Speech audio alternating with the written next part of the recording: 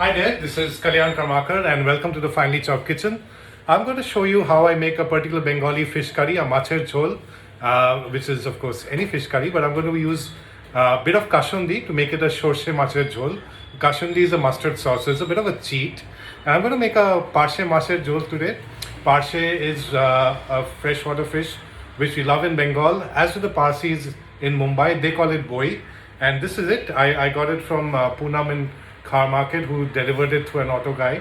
And Kenna said my wife has loved this all through. I have not always been a big fan of it, but I like cooking it for.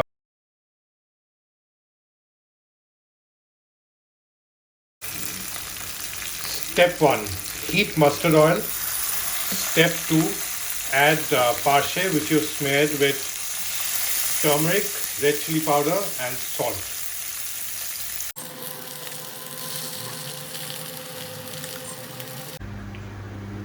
Step 2, take out the parshe after frying it on both sides. Add a little bit of mustard oil more, and this time add in the brinjal. A very traditional accompaniment is also potato. Traditional as in the last couple of centuries. We're trying to avoid potatoes, so begun or brinjal it is. I'm of course shooting and cooking myself, and you should do this very carefully. You've fried and taken out the begun, the brinjal, and the parshe, the fish. And now for step 3, which is the making of the jhol. I've added a bit more mustard oil into the same pan, which is pretty hot right now. So now I'm going to put the flavor base for it. So there's going to be kalo jeera, nigella seeds, kalonji, about half a teaspoon. You can put in some ginger paste. I'm putting in finely chopped ginger, simply because I like the bite, and one green chili. And so this is the base: kalo jeera, nigella seeds, and green chili, and ginger. Step 4, the spices. I'll put in a bit of cumin, coriander powder, turmeric, a little bit of red chili, and dissolve it in water so that it doesn't burn.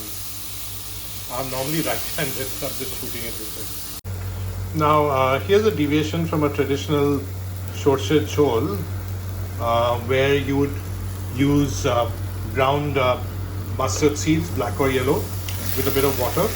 But instead, I'm using a bit of a cheat. I'm using kashundi. I think I need to move to my right hand.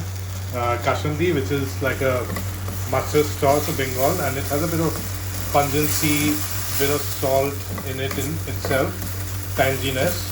So you have to adjust for salt accordingly.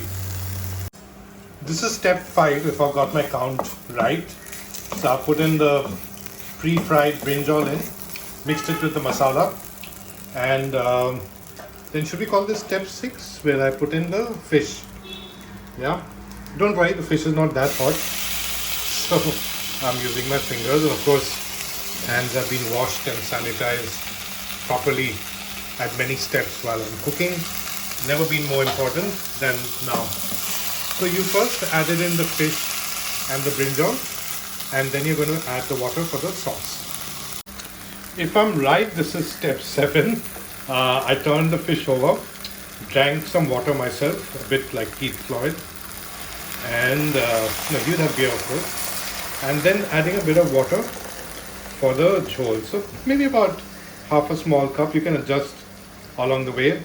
See, everything's about adjusting the salt and everything. Check later how much you want it. So jhol basically means a light, runny curry in Bengal.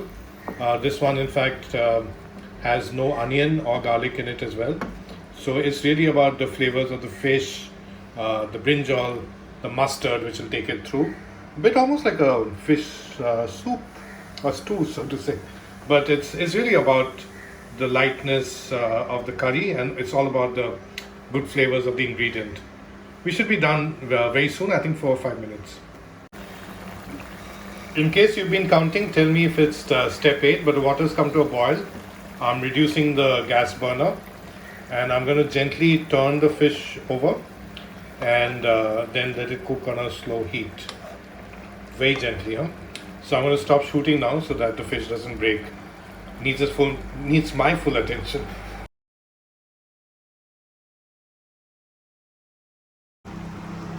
I'm almost done. I took off the lid from the karai, taking a little bit of the sauce to check for salt. We are almost there because there was salt when I was marinating the fish or smelling the fish, and also the kasundi. So just a little bit, huh? So like they say, namak swad anusar. Yeah. So it's done. I'm going to do the final plating. Almost done now. In one of our neighboring kitchens, I can smell some korma or biryani happening, which is quite distracting because I love it. So I'm separating the begun from the fish, splitting it up for Instagram as well. Adding some dhone pata or dhania leaves, coriander leaves at the end, a split green chili, and for the taste of mustard oil, I'm adding a little bit of mustard oil at the end. Earlier I used a local brand, but this one is an organic mustard oil, so hopefully we'll give a bit more of the kick and taste. It's cold pressed, it's everything, and parshe macher jhol is ready.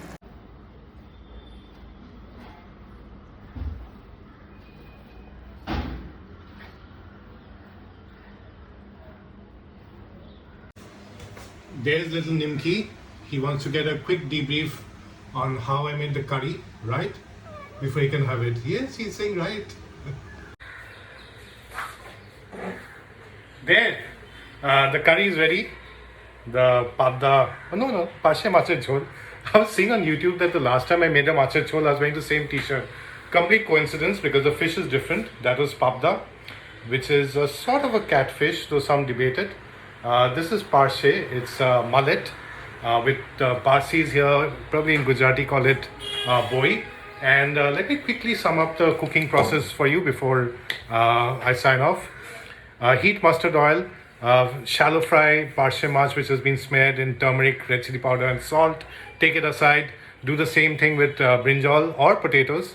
Potatoes is more like common. You can also use beans. Now put both of them aside and start making the curry. Heat little bit more of mustard oil. Put in kalo jeera or nigella seeds. Put in green chili. Put in a bit of ginger. I like putting in little finely chopped ginger for the bite. When that is stirred, then you add in a bit of the masala mix or the masala. So I've used cumin, coriander powder, turmeric, red chili powder is really up to you. Some people wouldn't use cumin and coriander. My mom does. I add in a little bit of water so that the spices don't burn.